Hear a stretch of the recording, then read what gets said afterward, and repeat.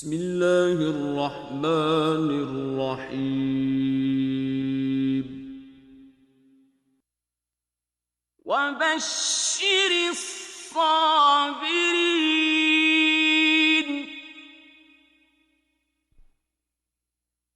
الَّذِينَ إِذَا أَصَابَتْهُم مُّصِيبَةٌ قَالُوا إِنَّا لِلَّهِ وَإِنَّا إِلَيْهِ راجعون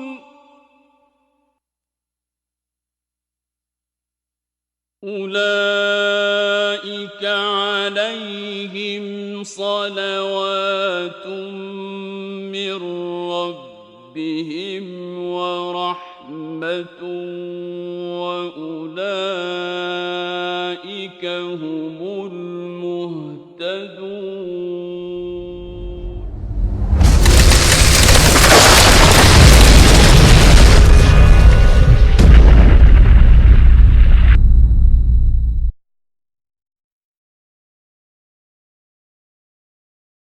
بسم الله الرحمن الرحيم الحمد لله رب العالمين والصلاة والسلام على خير خلقه وأشرف بريته محمد اللهم صل على محمد وآل محمد وعجل فرجه وآله الطاهرين ولعنة الله على أعدائهم أجمعين سيما بقية الله في الأراضين وجعلنا من أعوانه وأنصاره İnşallah söhbətimizin əvvəlində düzüdlə bəyan eləmədik. Bugün həmişəki kimi bir neçə şər'i məsələyə toxunaq və ondan üstü mətləbimizə keçək. Hamınız bilirsiniz, fəqət yada salmaq üçündür. Bugün o məsələ ki, istəyirik barəsində danışaq, qinadır. Ki, bir neçə məsələ qina barəsində xidmətimizə çatdıraq. Qina yəni nə? Qina yəni o bir cür oxumağa deyərlər ki, ləhv deyərlər. Yəni, bu cürləki insanın sümüklərin dingildədir, sümüklərin tərpədir. Bu cür oxunuşa deyərlər ki, o oxunuş insanın təhriş edir. Yəni, özündən çıxardır. Bir növ Allahı da yadından çıxardır. Bu cür oxumaq. Bunun hökmü nədir? Bütün məraci buyururlar ki, bu cür oxumaq, bina elələrək oxumaq haramdır. Bu ki, məlum, hamı bilirsiniz.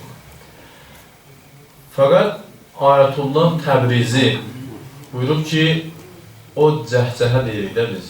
Cəhcəhə ki, o boğaz oynatması. Hətta onu mümkündür azanda eləsinlər, iqamət, azanda olsun, mümkündür ya dini toylarda olsun, ya mərsiyə oxuyanda olsun. Amma buyurur ki, orada belə haramdır, orada belə olmaz. Sən deyən, niyyətimi qoymuşam ki, qurbətən ilallah azan verirəm, amma qina qoymasında, qina edərək. Bu da haramdır və qəbul olunmur. O xanımlar ki, xanım toylarında oxuyurlar, hətta musiqi olmasa belə. Musiqi ilə ki, oxuyurlar, haramdır öz yerində, musiqi özü haramdır. Amma hətta o mahnılar ki, oxuyurlar, o ahənglər ki, oxuyurlar, musiqi olmasa belə, o tərzdə, onların o məclislərdə oxuması haramdır. Belə haramdır ki, buradan müştehidlərin bir neçə nəzəriyyəsi var. Ayətullah Sistani buyurub ki, ehtiyat vacibə əsasən haramdır. Xanlıya ağa və Məkarim Şirazi ağa ki, qəti şəkildə haramdır.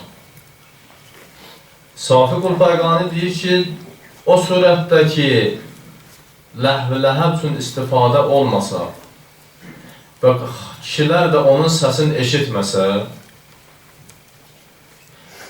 və bir dənə də şərt qoyur ki, əqd daim olsun o xanım.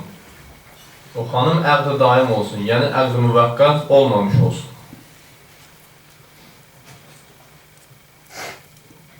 Bu halda işqalı yoxdur, amma ehtiyat budur ki, onu da tərk eləsin. Ehtiyat budur, o da tərk olunsun. Başqa müştəhidlər caiz bilirlər. Bunlar ki, sayılır, hökümlərin dediyi, onların nəzəriyyəsini bəyan elədiyi yerdə qalanlar buyururlar ki, caizdir. Amma musiqinin növləri, iki cür musiqi var. Var, ləhvidir, yəni ləhvinin mənasını bəyan elədik. Ki, bəzi məclislərdə oxunur ki, bunun da hökmü budur ki, bütün məraci haramdır. Qeyri-ləhvi olan musiqilər də var. Məsələn, necə? Hərbi marşlar, dövlət himnləri, nə bilim, sonra bir neçə nümunə. Televizorlarda, məsələn, tutaq ki, verilişin bir xəbərlər istəyir başlasın, əvvəlinə bir dənə musiqi salırlar. Bu kimi musiqilər filan. Burada da bir neçə nəzəriyyə var ki, Ayətullah Behçət və Ayətullah Safi buyururlar ki, haramdır. Qəti şəkildə. Ayətullah Vəhid Xorasani buyurub ki, iki şərtlə halal, iki şərtlə. O, alət ləhvi, yəni məsələn, tutaq ki, o haram olan alətlərdə ondan istifadə olunmasın, o musiqini ki, qoyublar. Və bir surətdəki ləhv məqsədi ilə o musiqi bəstələnməsin. Bəstələməsinlər o musiqini. Ləhv məqsədi ilə bəstələnməmiş olsa, fəqət məsələn, hansısa veriliş üçün, məsələn, tutaq ki, xəbərləri vermək üçün olsa, ağa caiz bilir. Yerdə qalan məraci deyirlər ki, bəli, bu dövlət himləridir, hərbi marşlardır filan, əgər bunlar caizdir. Və hər bir musiqi ki, haramdır, ondan ələ gələn pul da haram olur. Bir musiqi ki, haramdır və hətta musiqi aləti ki, haramdır, onu məsələn gedir hansısa bir yerdə ifa edir, ona bir miqdar pul verirlər, üçün haram aləti idi və onun vasitəsi ilə o pulu ələ gətirib, o da haramdır. O pul da haram sayılır. Amma Qina və musiqi ki, haramdır, onun hökmü nədir? Əvvəla, haram olan musiqini öyrənməyin özü haramdır. Onu başqasına öyrətmək haramdır. Ona qulaq asmaq haramdır. Onu haram musiqini bəstələməyin, hətta özü belə ki, sən oxumayassan, sən ifa eləməyəsən, başqası eləyəcək. Onu bəstələməyin özü də belə ki, bir bəstəkardır, bir dənə musiqi bəstələyib, haram musiqidir, o da haramdır. Hətta verilişlərdə bu aparıcılar baxırsan ki, bir dənə müğənnini ya bir ifaçını alqışlayırlar, təşviq edirlər, onlara sövq edirlər. Məsələn, cəmaatı da alqışlamağa sövq edirlər ki, görkəmli filan xanəndəmiz, məsələn, gəldi, qina elədi, alqışlayın onu. Haram eləyib, alqışlayın onu. Bu cür o təşviq eləməyin özü də haramdır ki, o verilişi bərpa edir. O musiqilər ki, haramdır, onu diskə salmaq, onu satmaq, onu almaq, bunların özü də haramdır. Musiqi alətləri ki, onu düzəltməyin özü haramdır. Bu bir neçə də indi hamısını haram desən, deyəsən ki, halal bir şey qalmadı. İndi musiqi belədir, əhkam hökmü budur, biz neyini?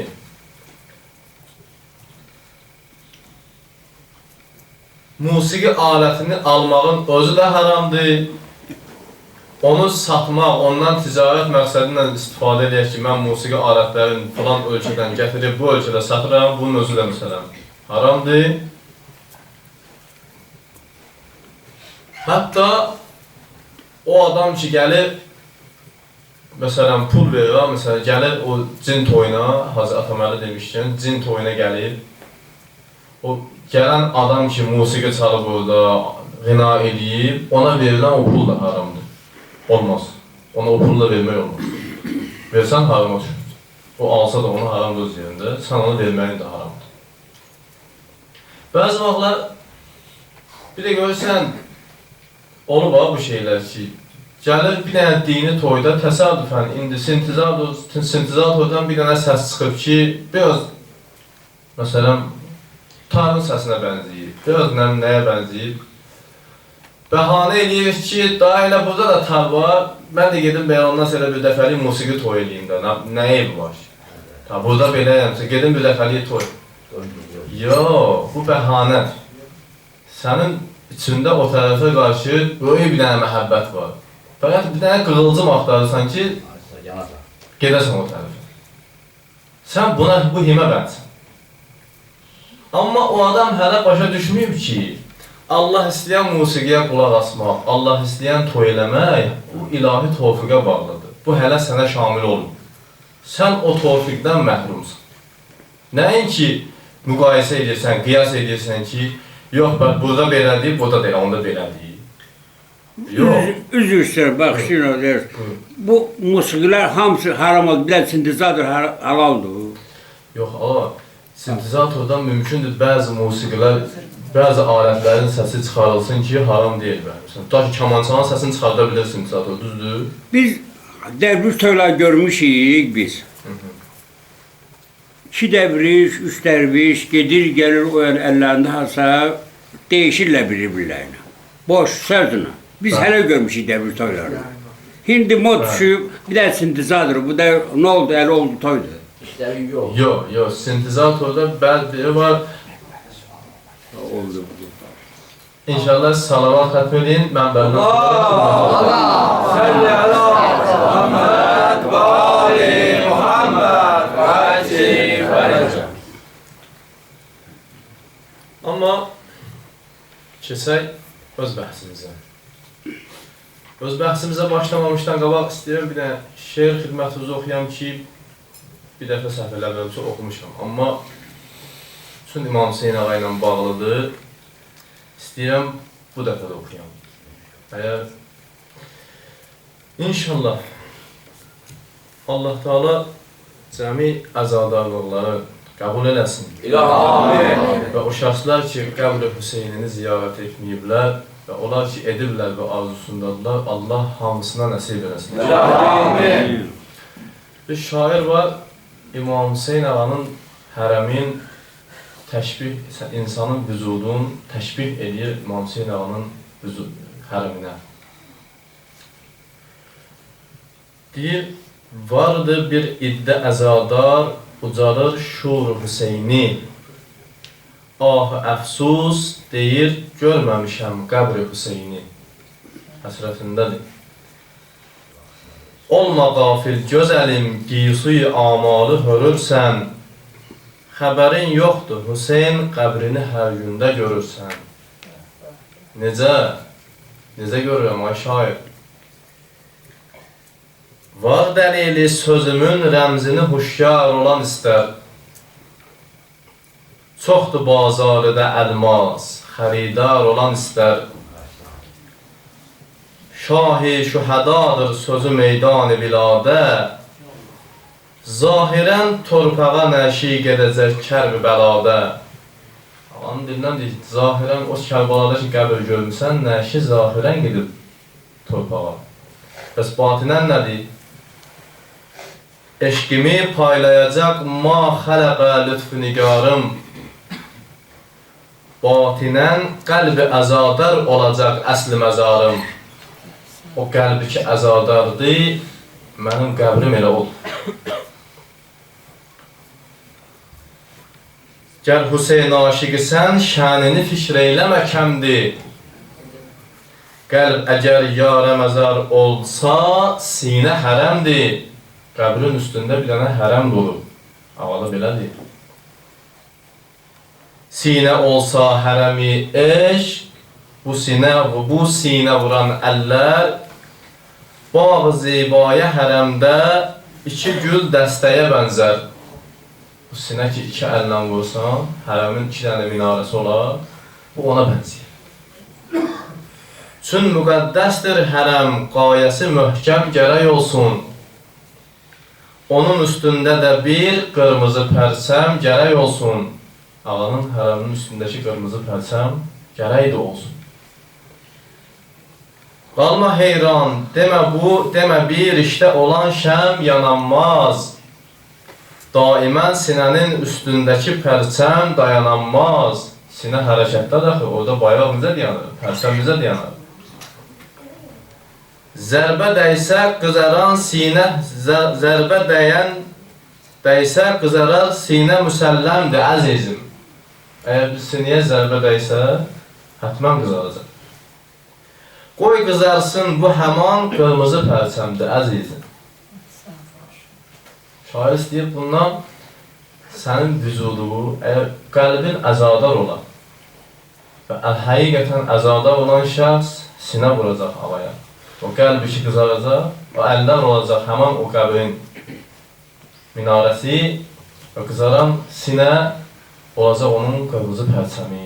Salavat ediyor. Allahümme salli ala Muhammed ve ali Muhammed ve accil faraca. Amma dünən və sabah günkü gecə mövzuları dəyişdik, həmişəki bəhsimizə idamə vermədik, yəni davam eləmədik.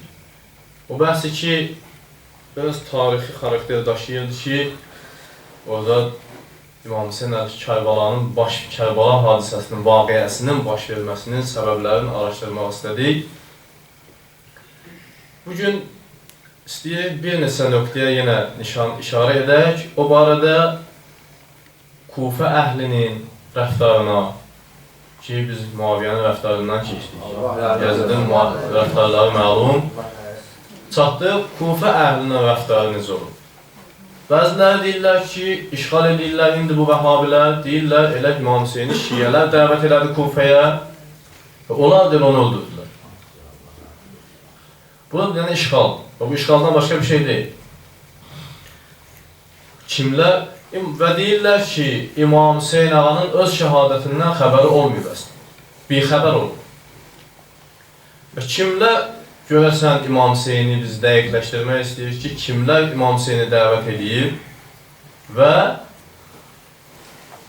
o nöqtə ki, dedim xidmətimizə, bundan qabaq ki, dedik, Həzrət öz şəhadətindən xəbərdar olmuyor, belə işğal edir. Bu gün istəyir bu barədə danışaq. İnşallah sabah o birisi məsələnin aydınlaşdıralım. O zaman Kufənin vəziyyəti yaxşı deyil.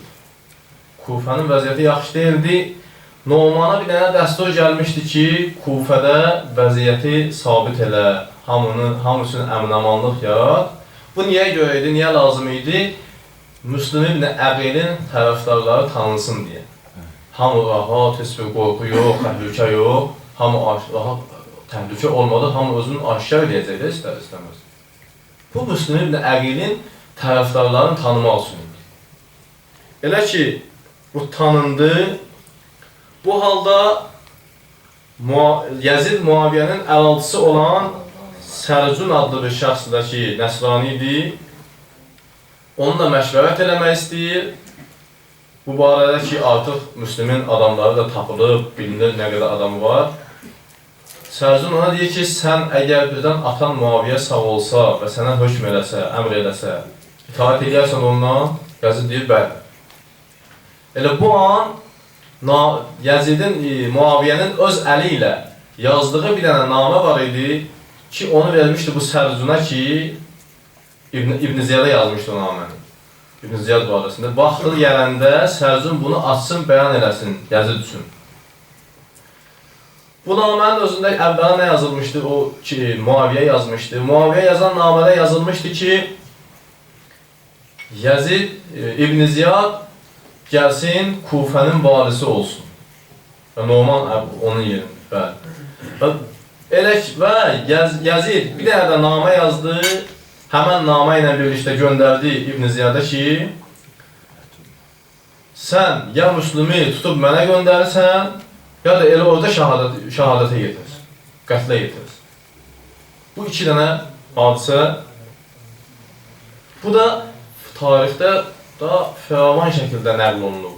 Oturub biz birdən başlayarsan bunun sənədlərini saymağa vaxt tutaraq. Və Norman da ki, dəstur alıb orada iş görmüşdü o dəvət alır Şama tərəf, gəlir Şamda vəzifəyə gələndir. Bu Numan ki, orada vali idi. Zəhəbi yazır bunu ki, Numan Muaviyyənin yaxın adamlarından idi. Bir adam ki, Muaviyyənin yaxın adamları idi, o necə ola bilər ki, dəvət versin İmam Hüseynə? İmam Hüseynə həqiqətən hakimiyyət qurmaq üçün dəvət eləsin olar.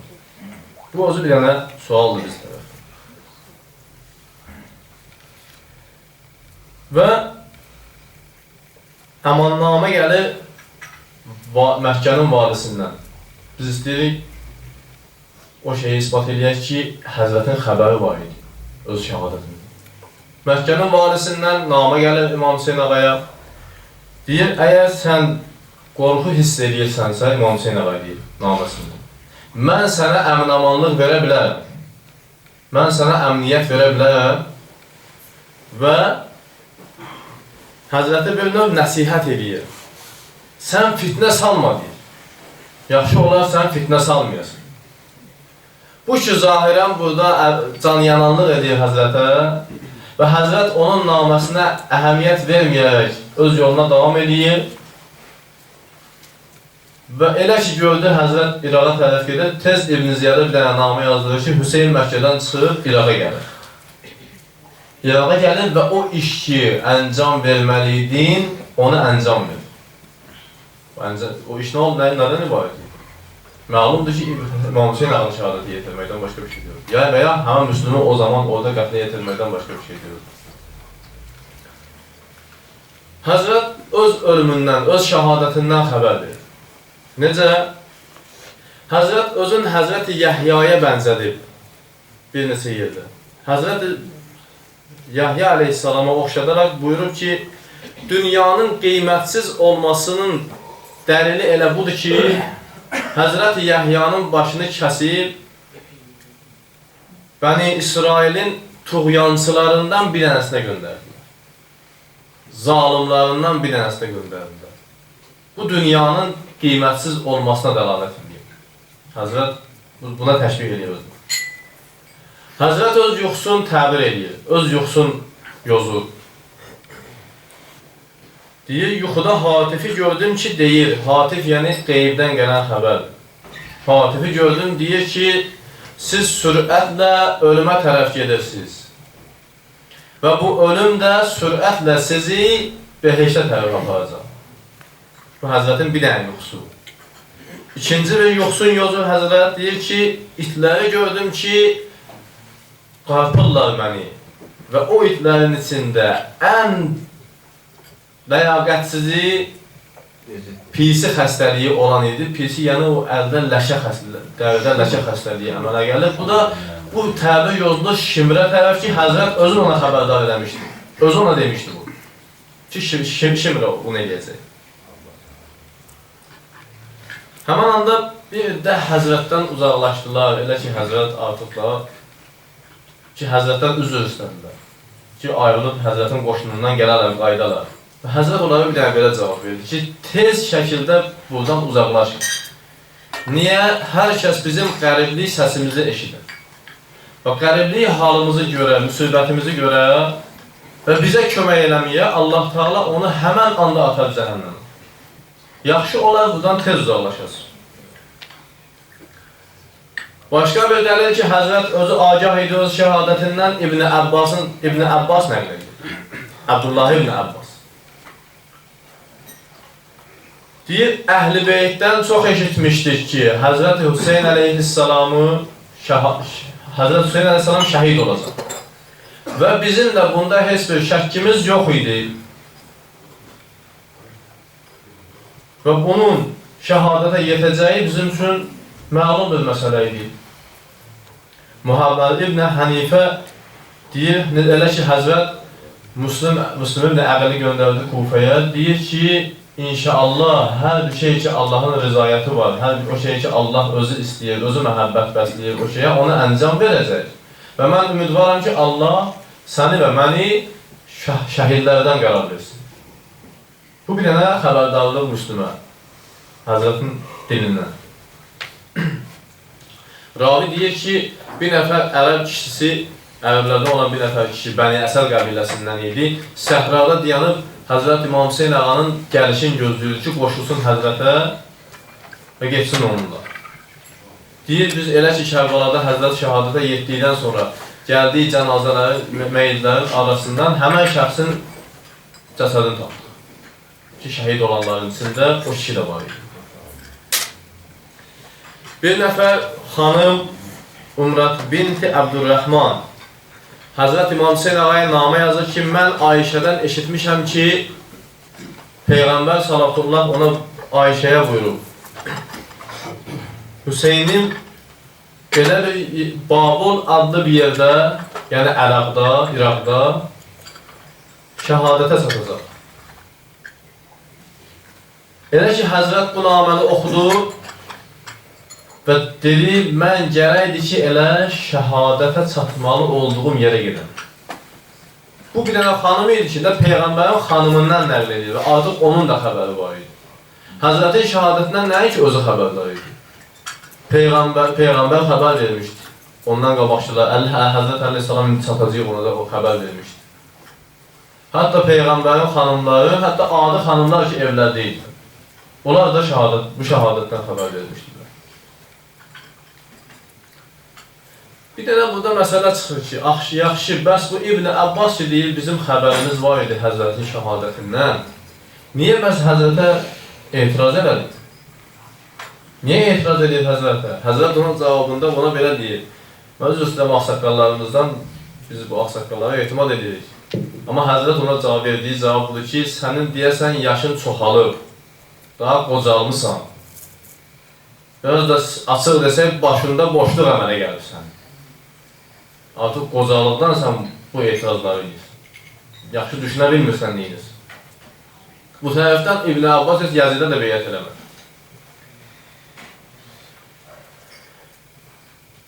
Peyğəmbər salavatullah İmam Hüseyn əleyhissalamın şəhadətindən xəbər verir. Necə xəbər verir? Əhməd ibn Həmbəl yazır bunu.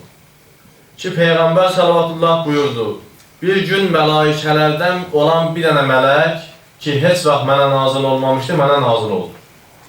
Və xəbər gətirdi ki, sənin nəvən Hüseyni qətlə yetirəcəklər və istəyirsən həmən yeri sənə göstərək. Ənəs ibn Haris Peyğəmbərdən nəql edir ki, nəvən Hüseyni Kərbalada öldürəcəklər və sizlər, Peyğəmbər sallallahu buyurur ki, elə ki, gördünüz mənim Hüseynimi bu vəziyyətdə və sizlərdən hər biriniz gərəkdir ona kömək edəsiniz. Bu Peyğəmbərin bir dənə tapşırığıdır, Peyğəmbərin bu fərmayişidir. Elə bil deyib sənə namazdır, bu hökmdə. Elə bil deyib sənə həccə ged, elə bil sənə deyib xumsdur, oruzdur. Bu hökmdədir Həzrətin bu söz.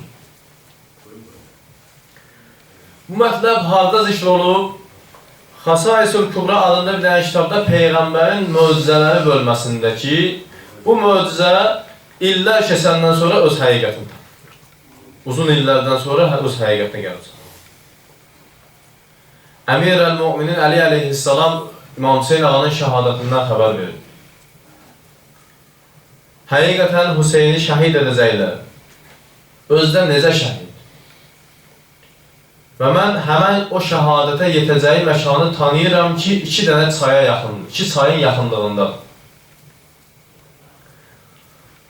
Bu qədər işdən sonra bunlar necə deyirlər ki, Həzrətin xəbəri yox idi. Heç insanların da Həzrətin şəhadətindən xəbəri yox idi. Bu təqdir ilahi idi. Bir də qəflətən çıxır ortalığa bu məsələ. Həzrətin özünün də xəbəri yox idi, təsadüfən baş verir. Amma biz deyirik ki, Kərbala vaqiəsi, nəinki Kərbala hadisəsi. Əvvəlki söhbətlərdə hadisə ilə vaqiənin xidmətimizə çatdırdıq fərqi. Hadisə bir dəfənə heç bir planlaşdırılmamış şəkildə vücuda gəlir. Amma vaqiə planlı şəkildə, ölçülüb, biçilmiş şəkildə vücuda gəlir. Hətta Peyğəmbərin özü, xanımları, evlərdə olan bütün xanımların bundan xəbəri var idi. Necə danmaq olar bu hədisləri, bu hadisələri, bu tarixi? Abdullah ibn Ömər ki, elə əvvəl gündən Yezidə beyət elədi və dinini satdı 100 min dirhəmə, Yezidə beyət elədi. Diqqət elə, gör İmam Hüseyin əvəyə necə nəsihət edir. Belə bir adam, dinin dünyasına satan adam, gör Həzrətə necə nəsihət eləmək istəyir. Deyir ki, sən də cəddin kimi ol. Sənin cəddin dünya əhli deyil, dünyapərəst deyil.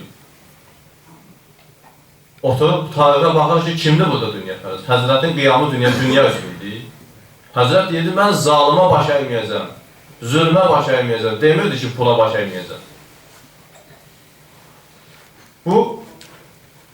Bunun elədiyi nəsihət. Amma bir halda ki, həmən Əbdullah ibn Ömər zahirən ki, təqvalı bir insan kimi tanınırdı və bunun atdığı bu addım ki, sustu və dinmədi, həqiqətləri gizlətdi, bugünə qədər davam edir. İslam aləminə, İslam dininə böyük bir dənə zərbə vurur ki, bugünə kimi davam edir. Əhl-i sünnətin arasında bir çox iddialar deyirlər ki, bəli, hakimə qarşı inqilab eləmək olmaz, hakimə qarşı çıxmaq olmaz və o kim olur olsun. Fasıq olsun, zinakar olsun, şərabisən olsun, ədalətli olsun, fərq eləmir. Ona qarşı çıxmaq olmaz. Bunun atdığı bir dənə addım idi ki, o bugünə kimi gəlib öz təsirini göstərir.